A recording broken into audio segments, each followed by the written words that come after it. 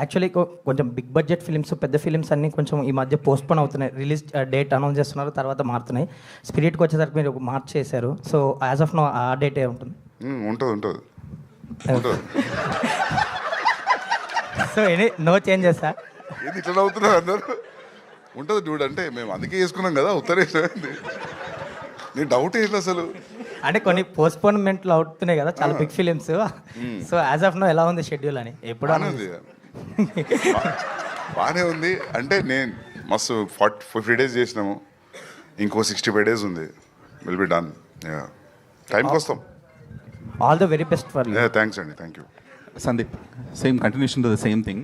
అంటే like you mention date, okay March 5th ఖచ్చితంగా వస్తామని చెప్పేసి, but you have a great respect for Rajamouli garu, and ఆయనది కూడా సేమ్ ఏప్రిల్కే వస్తుంది వారణాసి అనే సినిమా.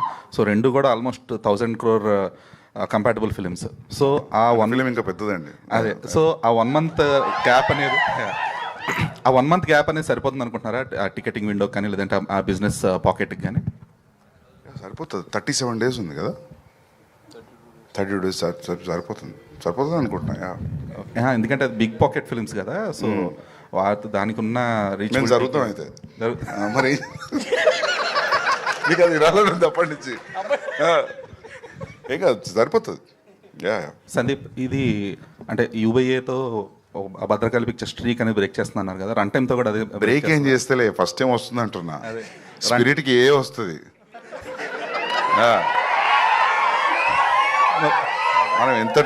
మనం ఎంత ట్రై చేసినా వాళ్ళు నాకు ఇస్తారు, అది వస్తుంది. బ్రేక్ ఏం చేయట్లేదు, ఫస్ట్ టైం వచ్చింది, అందరు ఫ్యామిలీతో రండి అంటున్నా. మరి రన్ టైం విషయంలో రన్ టైం ఎంత? 225, 222, 222. అది కూడా బ్రేక్. ఆ న్యూస్ రిలీజ్ చేస్తే 218 అంట, 217. నైస్.